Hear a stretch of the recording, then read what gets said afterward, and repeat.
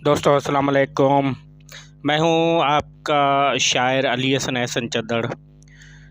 मेरे इस चैनल को सब्सक्राइब करें, लाइक करें, कमेंट करें। मैं हर बार आपके लिए एक अच्छी वीडियो लेके हाज़िर होता हूं। आज के सिराइकी दौड़े आपकी नज़र जंहिंको चाही डेवी तख्त हज़ारा करी करम इलाही। जंहिंको चाही डेवी तख्त हज़ारा करी करम इलाही। इज़्ज़त ज़िलत जंहिंको चाही डेवी विच हिक साही। जे डमरी कहते वी तू चाढ़ी ओहको फाही। ए चढ़ड़ असन ते करम करी तह बिन कोई मेडा नाही। जॾहिं काई चीज़ इथां ना हाई रब अहमद को बणाया।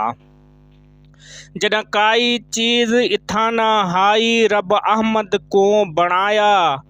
पिछ अर्श उते आप बुला के मुख अपना भी दिखलाया। नूर कुनो वल माही इथां है आदम आप थी आया। कर अहसन चढ़ड़ को बान्हा ओहदा है केडा कुर्ब दा साया। असां मीम को हर हर चुमदे ए साडा ईमाने। असां मीम को हर हर चुमदे ए साडा ता ईमाने। बाल बचे सब घोल सटा जिंद जान भी कुर्बाने। दुरूद पढ़ो सब मीम उते कुरआन दे विच फरमाने। जड़ा आसन चढ़ड़ करे मकाला ओ केडा ताना दाने।